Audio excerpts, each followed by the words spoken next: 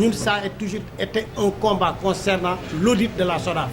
Et on a eu la chance avec l'intervention du président de la République en Conseil des ministres, qu'il a demandé qu'il y ait l'audit, que ça soit institutionnel et financier de la SODAV.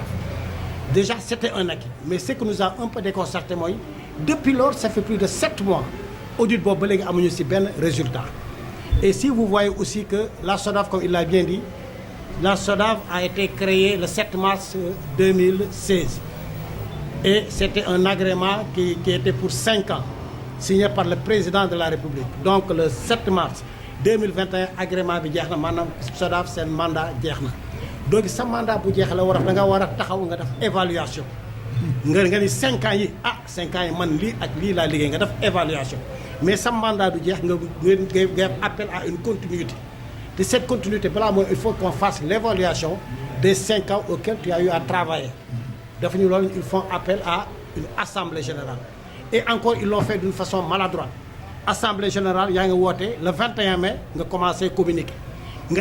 Je ferme les candidatures le 3 juin. Les gens n'ont pas eu, à peu près peut-être 12 jours pour pouvoir postuler. Et encore pour postuler, ils te demandent que ce n'est plus à la SODAV de se demander. Pour postuler, il faut que tu poste.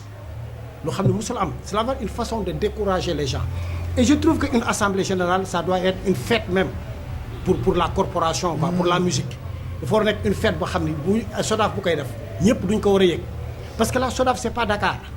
SODAV, Linguère, SODAV, Saint-Louis, Tamba, Ziguinchor, Ourossogui, Manam SODAV.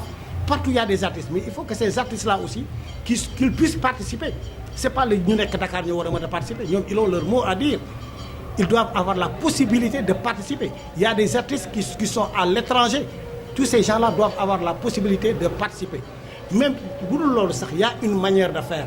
Parce que si vous avez bu jaar yoon war nga siiwal na sama liggéey jeex na léegi nag ñëw leen ñu def benn assemblée générale liggéey dañ koy préparer mais gars yi 2 mois nga def des communiqués dans les radios les télévisions dans la presse écrite ñu xam ne yow li ngay def ni amoo dara lu si nag et gisu leen benn candidat ba léegi ku taxaw ne man candidat la si assemblée générale bi mais assemblée générale dafa war am ay candidats yi noo war a def campagne noo war a siiwal seen bopp cela veut dire qu'ils ont déjà coopté les gens qui doivent même être comme candidats et les gens n'auront pas le temps pour 12 jours de préparer ou dans un poste. C'est pas évident. C'était une façon de faire une fausse communication, mais pour dire qu'on a communiqué, mais franchement les gens savent bel et bien qu'ils n'ont pas communiqué. Il est impossible de tenir cette assemblée générale. Et ce jour-là aussi, on est des ayants droit. On est sociétaire, on a toute la possibilité de venir, et on peut venir dans l'esprit même de participer, mais il saura bel et bien que ce n'est pas une participation qui sera quand même aussi légère. La participation ne sera pas aussi légère. Donc, raison pour laquelle ils vont se préparer en conséquence, l'Assemblée, et à 80% artistes qui sont d'accord. Donc, ils n'ont qu'à revoir cette Assemblée générale. Il faut quand même que le ministre même de la Culture, vous n'êtes que culture aussi, nous des décisions par rapport à cette assemblée qui est une assemblée illégale.